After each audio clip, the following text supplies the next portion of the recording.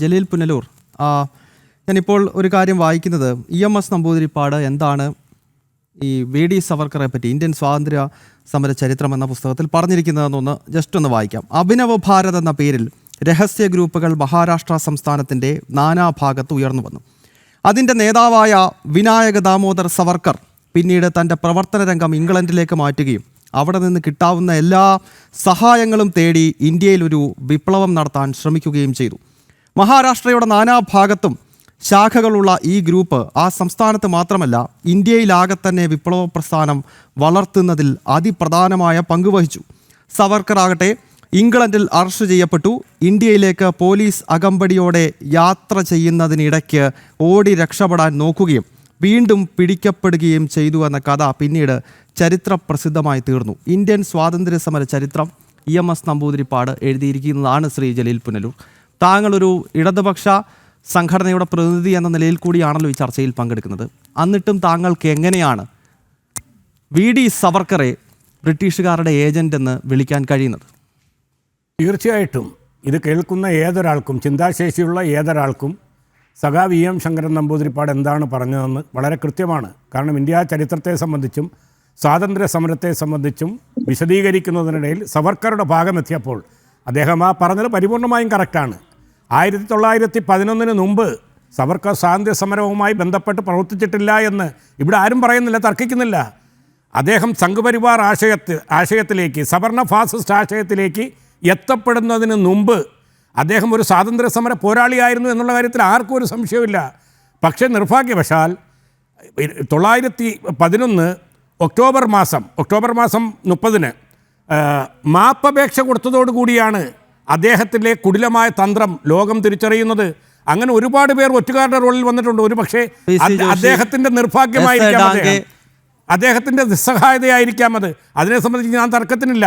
അദ്ദേഹം ജയിലിൽ പോയി. ആൻഡമാൻ നിക്കോബാർ ചെറിയ ജയിലല്ല, ഏറ്റവും കാഠിന്യമേറിയ ജയിലാണ്.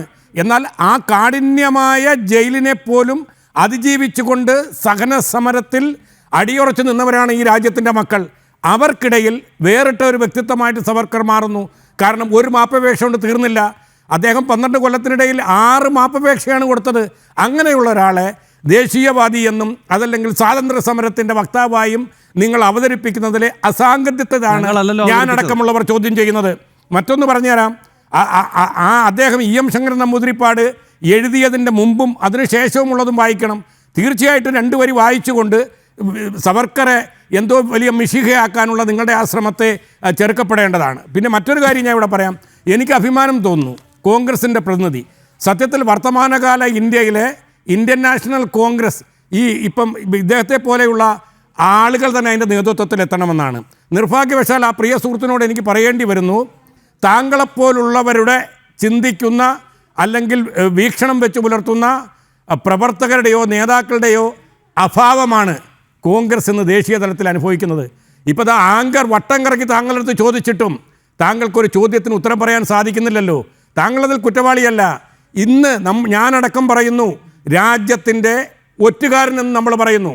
അവർ ഒരുപക്ഷെ പ്രകോപിതരായേക്കാം. താങ്കൾ കടന്നു പറഞ്ഞു ഷൂ നക്കിയ സവർക്കർ എന്ന്. എന്തേ ആ സവർക്കറുടെ സ്റ്റാമ്പ് ഗവൺമെൻറ് ഡോക്യുമെൻ്ററി തയ്യാറാക്കിയെന്നാണ് ഇവിടെ പറയപ്പെടുന്നത്. ആരാണ് തയ്യാറാക്കിയത്? ഇടതുപക്ഷ സർക്കാരാണോ അല്ലെങ്കിൽ ജനതാദൾ സർക്കാരാണോ?